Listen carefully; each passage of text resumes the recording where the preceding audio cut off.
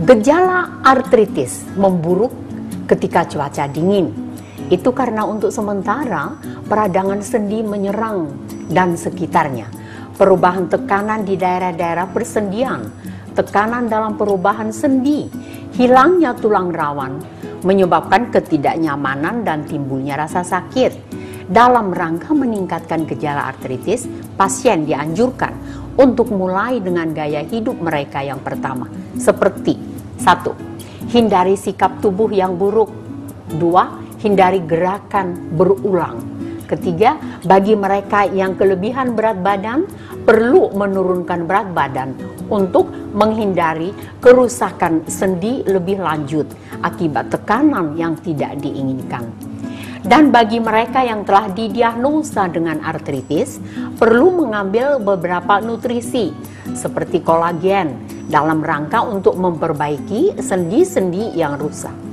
Kolagen adalah protein yang terbentuk secara alami di jaringan ikat di seluruh tubuh, terutama kolagen tipe 2 yang merupakan komponen protein utama untuk membangun sendi tulang rawan kita. Untuk mereka yang telah menderita degenerasi sendi, kolagen hidrolisat merupakan suplemen gizi ideal dan pencegahan untuk siapapun yang ingin tetap fit dan sehat. Jelas sekali Dr. Miel Tobing sudah dijabarkan kepada pemirsa. Pemirsa, kita sudah berbincang-bincang tentang fatty liver ataupun perlemakan hati, jenis-jenis minyak untuk memasak dan juga kolesterol. Juga membahas masalah nyeri artritis yang hubungannya dengan cuaca yang dingin. Ternyata dalam keseharian kita terkait masalah makanan, kebiasaan hidup, dan cara menangani nyeri yang sederhana sangat menentukan keberhasilan kita untuk selalu dapat hidup sehat dan juga fit. Pilihan kita untuk menggunakan minyak yang sehat untuk memasak, menghindari faktor risiko dengan tidak mengkonsumsi makanan atau minuman yang merusak fungsi hepat, dan bahkan pilihan penggunaan krim ataupun minyak-minyak oles atau minyak gosok yang tepat ini saat radang sendi menyerang amat mempengaruhi kehidupan kita. Tentu kita ingin selalu sehat dan juga penuh vitalitas, bukan? Pastikan bahwa setelah ini kita akan kembali menyimak bincang-bincang kita, karena nanti akan kedatangan tamu lain, yaitu Ibu Lilia Putra selaku Product Manager dari SHI, Scientist Home Indonesia. Metode pengobatan apa? Pengobatan yang ditawarkan oleh SHI untuk mengatasi masalah seperti yang sudah kita bahas tadi, dan tentunya kita akan bahas lebih dalam lagi, lebih luas lagi. Jadi pastikan tetap bersama kami. Setelah yang satu ini kami segera kembali. Eupasia superba yang mengandung asam lemak omega 3 yang setara dengan minyak ikan dari laut.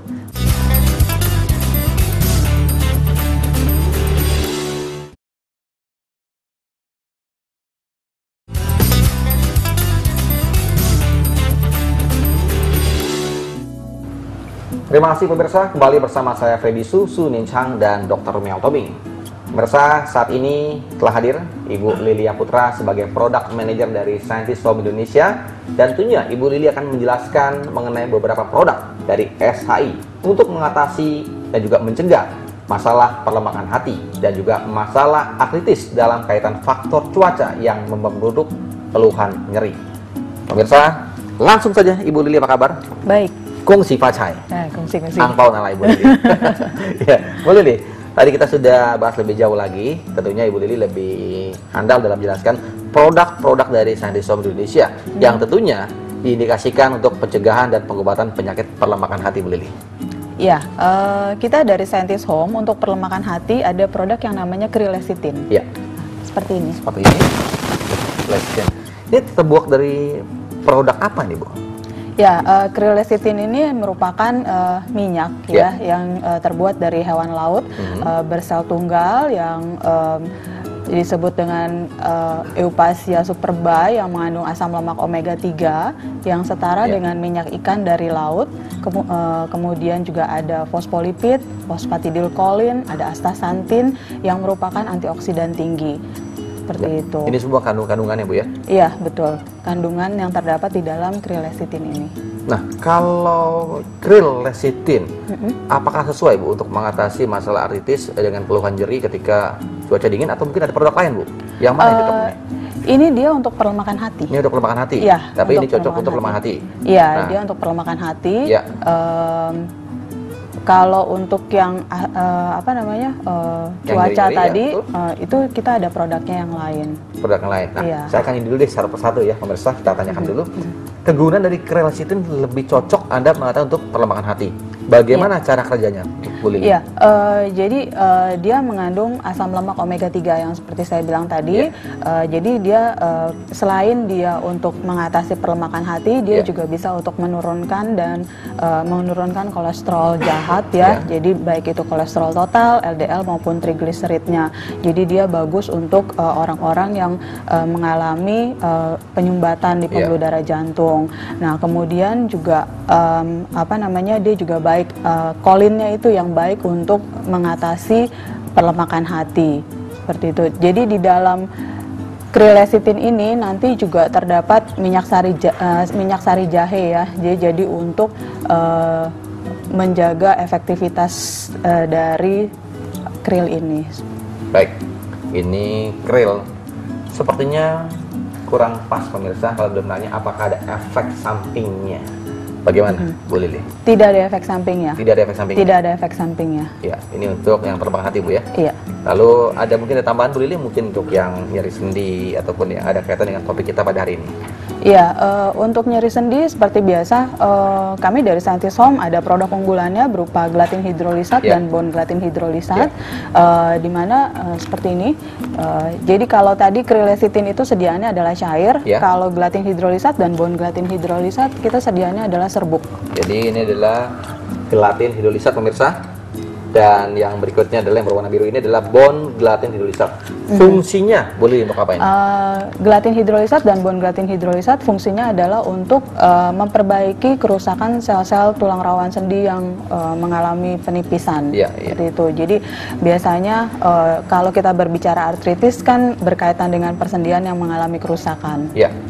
Dan kalau konsumsinya gimana cara konsumsinya, Bu? Ya, kalau untuk bone gelatin dan gelatin hidrolisat cukup dikonsumsi 1 hari 1 kali 1 saset. Nanti 1 hari 1 kali 1 saset. Iya, tinggal dilarutkan dalam 1 gelas air hangat. Diminumnya bisa sebelum makan atau sesudah makan. Saat pagi hari atau mungkin pagi hari biasanya kita sarankan. Ini kita gunting, kita tuangkan dalam gelas, dalam air hangat, Bu ya. Iya. Kita aduk-aduk, kita minum. Iya. Baik dalam keadaan perut kosong ataupun yang sudah isi. Iya. Ya, boleh ini dua ini sama cara konsumsinya, Bu Lili. Sama. Nah, kalau yang tadi krill lecithin ini sepertinya obat cair, Bu. Iya. Berarti asumsi saya bahwa ini harus ditetes, Bu ya. Betul. Berapa tetes, Bu? Kita 20 tetes sehari. Sehari 1 kali saja 20 tetes. Masuknya kemana nih? Ke minuman atau ke? Boleh diminum langsung, ditetes dalam sendok, kemudian dicampur air hangat, langsung diminum itu bisa. Atau mau dicampur dalam makanan kita, misalnya kita sedang makan sup, kita tetesin 20 tetes, itu juga bisa.